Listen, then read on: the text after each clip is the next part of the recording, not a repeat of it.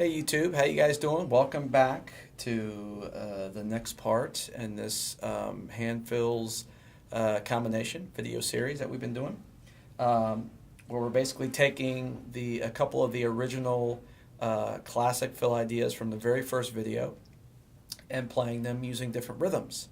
So in the first video of this step up series, we did right left foot, and the last one we did right left foot foot, and this one we're going to be covering right left foot foot. Okay, so in this one we're going to be playing it as 16th note triplets and 32nd notes. Okay, in this series video. All right, so what I figured we would do is start off with the 32nd notes, because this is actually the hardest one. You know, and I don't know why I want to start with this one, but I just figured just to kind of change it up, because I was going to do the triplet version first. But let's start with the 32nd note version first, okay? All right. So this is going to be the hardest one rhythmically and time-wise to really nail down, okay? So the first thing is we need to remember that there are 8 32nd notes per beat. So if you accent every eighth playing 32nd notes, you're going to land on the beat, okay? But this figure is only 6 notes long, not 8. So that means it's not going to land on the beat, okay? On every beat, rather, okay? So what I want to do, just so you can hear the phrasing, is I'm going to play 32nd notes, accenting every eighth. I'll do that for like a bar or two, and then I'll switch to the accent to every sixth, so you can hear how this figure is going to sound once we play it in time. Okay, let's try that.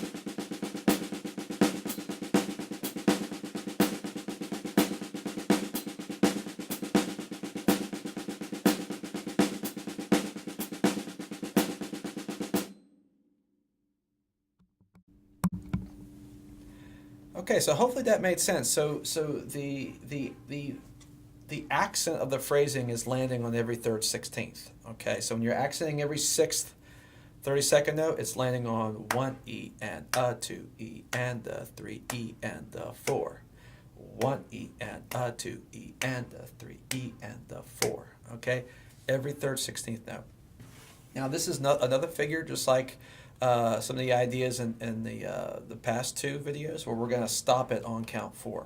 Okay, because again, if you kept repeating the phrase, it would continue to go over the bar line, and actually it would take like 3 measures for it to finally land back on 1. So you do have to alter the ending a little bit to come out of it. Okay, so this one again, I'm just going to be stopping on count 4. But just remember, with all these ideas, it's up to you how you resolve it. Okay, but you just want to make sure you resolve it cleanly into count 1, whatever you do.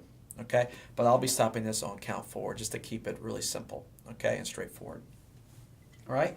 So the goal now is to take the figure right left foot foot and plug that into the time. Okay, again, I would make sure you're practicing to a metronome. Now, as far as there an easy way to count 32nd notes, well, yes and no.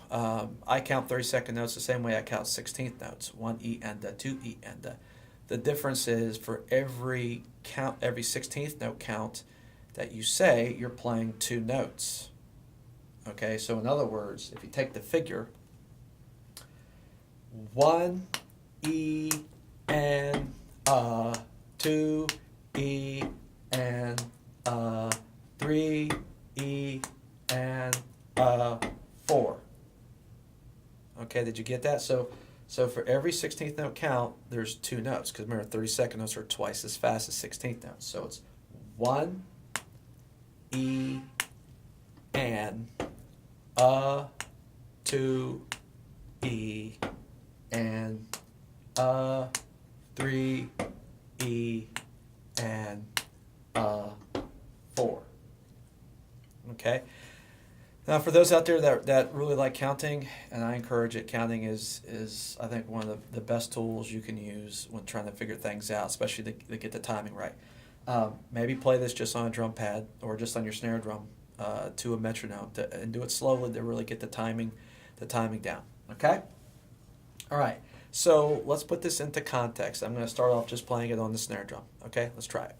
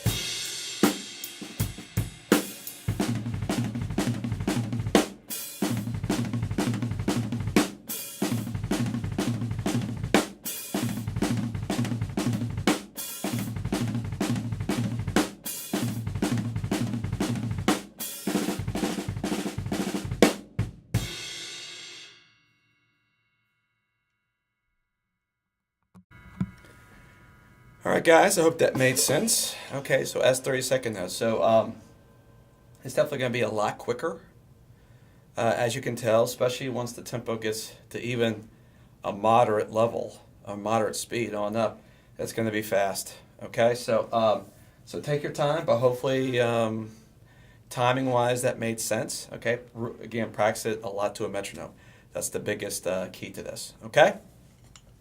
All right, so moving on to the next one. All right, now we're going to play this as 16th note triplets. Okay, and this will be much easier, but still still difficult, but very cool sounding, and it's classic as well. Okay, so this one. Okay, again we're going to stop this. We're going to resolve it differently on count 4. Okay, so we're going to go 1, 2, 3, 4. So there I just singled the last 6, or you can go 1, 2, 3, 4, and 1. Okay, that's a common way to do it. All right, or just go 1, 2, 3, 4, 1. Okay, now how I resolve it on that count 4 with any of these ideas really kind of depends on the tempo of the song and the feel of it. Okay, so again, use your own discretion on what musically sounds the best. Okay, as far as resolving any fill for that matter. Okay? All right, so again, you're just playing the right, left, foot, one time per beat. Okay? All right, so let's see what that's going to sound like in context.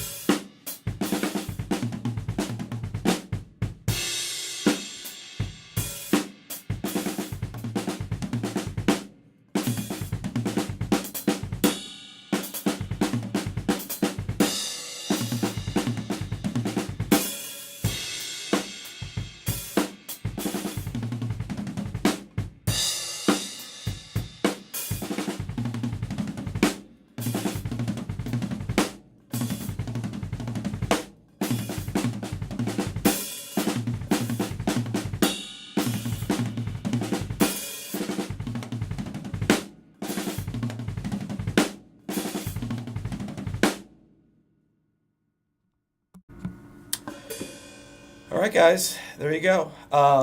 So I tried to do some different orchestrations as well. I also added some other different ways you can resolve it. I did some eighth note triplets on the end. I did some 16th note triplets, kind of alternating hand, foot, hand, foot. So again, with the resolution part of a lot of these ideas, experiment. Do whatever you think fits. Okay, but that is the basic concept. So I hope you guys enjoyed kind of revisiting some of these classic ideas from the very first video and playing these as different rhythms. Okay, and really what I'm trying to do with this series is, again, I'm trying to go over some of the most just commonly played just ideas that every drummer out there uses, okay? And I encourage you, as I've said many times before, take these ideas, create new ideas off of it, mix these ideas with other things, okay? I'm just trying to give you a base template to start with of fundamental, classic, common ideas that you'll get a lot of use of, okay? I personally don't, at this point, don't really work on a lot of stuff if I don't use it a lot. I like working on, relatively simple ideas that I can play a bunch of different ways. And that work in a wide variety of music genres, okay? There's some cool things that I know how to play, but I rarely, if ever, even play them in any kind of music context. You know what I'm saying? So, I like working on things that are kind of a staple of drumming that always work, that always sound good, and some of these classic ideas are a part of that for sure. Okay, so I hope you enjoyed building upon the original series. If you have any questions, don't hesitate to let me know, all right? And stay tuned. I've got more to come. And again, I can't say it enough. If you have any requests for a video, let me know. I will definitely do it, okay? Because I love doing this. Even if I only have, I think I've got like 100 subscribers now. And that's fine with me. I love it. So, I'm here to hopefully, spread and what I've learned over the years, and that's all I want to do. Okay, so I'm really having a blast doing this. So stay tuned for the next ones to come. All right, guys, and we'll see you soon. All right, take care.